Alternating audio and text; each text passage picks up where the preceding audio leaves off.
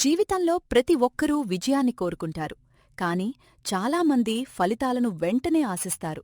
విత్తనం నాటిన వెంటనే చెట్టు కావాలని, ఈరోజు కష్టపడితే రేపే ధనవంతులు కావాలని అనుకుంటారు. కాని ప్రకృతి మనకు ఒక గొప్ప పాఠం చెబుతుంది.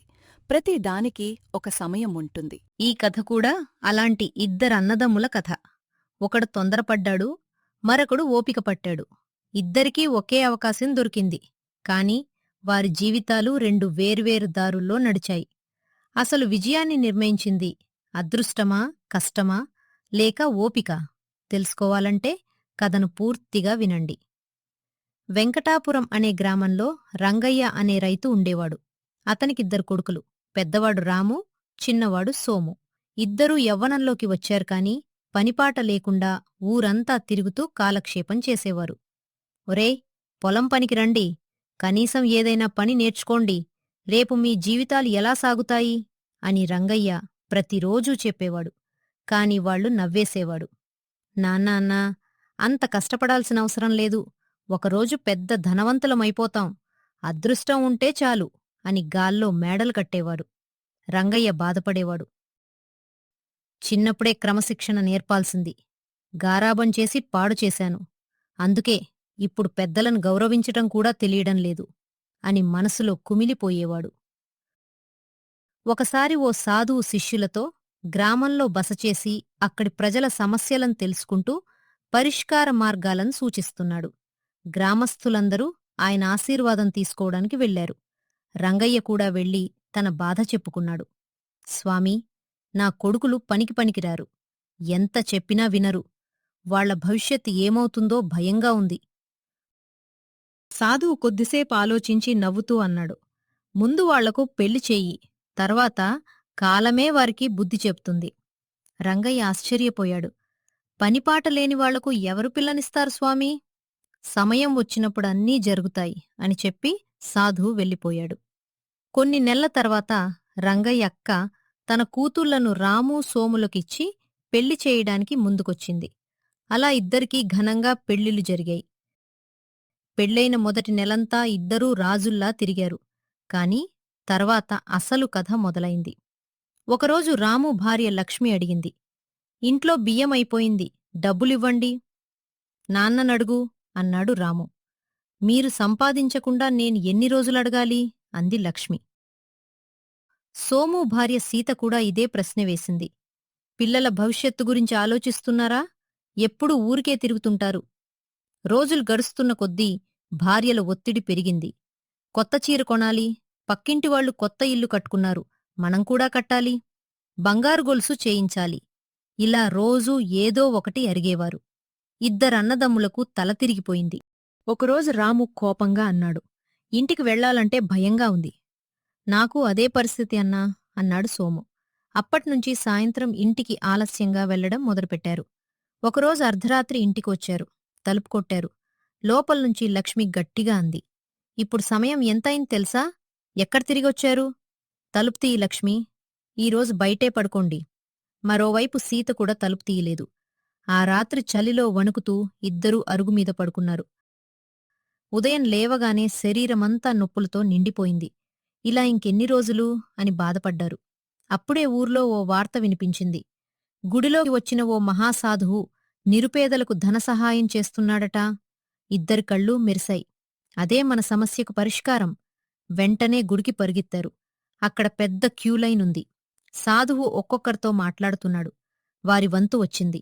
స్వామీ, మాకు చాలా కష్టాలు, డబ్బుల్లేవు, భార్యలు వేధిస్తున్నారు, కొంత సహాయం చేయండి.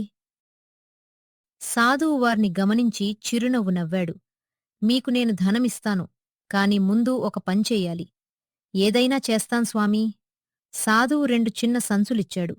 ఈ సంచుల్లో ప్రత్యేకమైన విత్తనాలున్నాయి. వాటిని నాటి ప్రతిరోజూ నీళ్లు పోయండి. 3 నెలలు ఓపికగా ఎదురుచూడండి. రాము అసహనంగా అడిగాడు, 3 నెలలా? అవును, సమయం వచ్చినప్పుడు ఫలితం వస్తుంది. ఇద్దరూ సంచులు తీసుకుని ఇంటికొచ్చారు. మరుసటి రోజు విత్తనాలు నాటారు. ఒక వారం గడిచింది. ఏమీ మొలకెత్తలేదు. రాము కోపంగా అన్నాడు, ఈ సాధువు మనల్ని మోసం చేశాడు. రెండో వారం కూడా మొలకరాలేదు. అతడు గోతి తవ్వి విత్తనాలను బయటికి తీసి పారేశాడు. కాని సోము మాత్రం ఓపిక పట్టాడు. సాధువు చెప్పాడు కదా, ఇంకొంచెం చూద్దాం. మూడో వారంలో చిన్నన మొలక బయటికి వచ్చింది. కొద్ది రోజుల్లో అది పెద్ద మొక్కగా మారింది. కొన్ని నెలలకు అరుదైన పండ్లు కాశాయి. వాటిని మార్కెట్లో అమ్మగా మంచి ధర వచ్చింది. సోము చేతిలో డబ్బు కనిపించింది. అతడు చిన్న వ్యాపారం ప్రారంభించాడు. క్రమంగా కష్టపడటం అలవాటు చేసుకున్నాడు. విత్తనాలు పారేసిన తర్వాత కూడా రాముకు బుద్ధి రాలేదు. కష్టపడి పనిచేస్తేనే డబ్బు వస్తుందనేది అబద్ధం. ఏదైనా సులభమైన మార్గం చూసుకోవాలి అని అనుకున్నాడు. ఒకరోజు చెరువు దగ్గర కొంతమంది జాలర్లు పెద్ద పెద్ద చేపలు పట్టి అమ్ముతుండడం చూశాడు. వాళ్ళు ఒక్కరోజులోనే మంచి డబ్బు సంపాదించడం చూసి అతనికి ఆశ కలిగింది. ఇదే మంచి పని, చేపలు పట్టి డబ్బు సంపాదిస్తాను అనుకున్నాడు. భార్య లక్ష్మి తన దగ్గర దాచుకున్న కొద్దిపాటి డబ్బు ఇచ్చింది. ఆ డబ్బుతో రాము వల కొనుక్కొని మరుసటి రోజు ఉదయాన్నే చెరువుకు వెళ్ళాడు. కాని అతనికి ఓపిక లేదు. జాలర్లు చేపలు ఎక్కువగా వచ్చే ప్రాంతంలో వలవేస్తే రాము మాత్రం చెరువు అంచున వలవేశాడు. రోజంతా కూర్చున్నా ఒక్క చేప కూడా చిక్కలేదు. ఇంటికి వచ్చాక భార్య అడిగింది, ఎన్ని చేపలు పట్టారు? రేపెక్కువ వస్తాయి అని తప్పించుకున్నాడు. మరుసటి రోజు మరోపు చేశాడు. చేపలు వలలో చిక్కిన తర్వాత కొంతసేపు ఆగాలని జాలర్లు చెప్పినా రాము తొందరపడి వెంటనే వలలాగేశాడు. చిన్న చిన్న చేపలు మాత్రమే దొరికాయి. వాటిని మార్కెట్కు తీసుకెళ్తే ఎవరూ కొనలేదు. వారం రోజులకే వల చినిగిపోయింది. అప్పుచేసి కొన్న డబ్బు కూడా పోయింది. కొంతకాలానికి ఊరికి ఓ వ్యాపారి వచ్చాడు. కోళ్ల పెంపకం చేస్తే నెలల్లో ధనవంతులవుతారు అని చెప్పాడు. అది విన్న రాము వెంటనే అప్పు తీసుకుని 10 కోడిపిల్లలు కొన్నాడు. కాని వాటికి సరైన ఆహారం పెట్టలేదు. వర్షం వస్తుందని తెలిసినా గూటి కట్టలేదు. ఒక రాత్రి భారీ వర్షం కురిసింది. ఉదయానికి చాలా కోడిపిల్లలు చనిపోయాయి. మిగిలినవి జబ్బుపడ్డాయి. ఆ వ్యాపారం కూడా నష్టపోయింది. ఇంట్లో పరిస్థితి మరింత దారుణంగా మారింది. ఒకరోజు లక్ష్మి కన్నీళ్లు పెట్టుకుంది. మన పెళ్ళై 3 ఏళ్లయింది.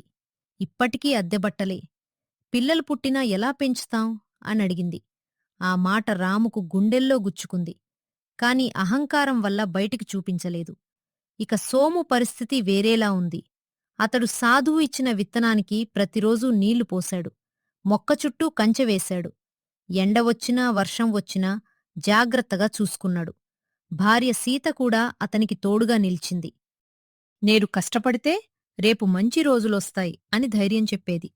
కొన్ని నెలల తర్వాత మొక్క పెద్ద చెట్టుగా మారింది. అరుదైన పండు కాశాయి. ఆ పండ్లకు మార్కెట్లో మంచి డిమాండ్ వచ్చింది.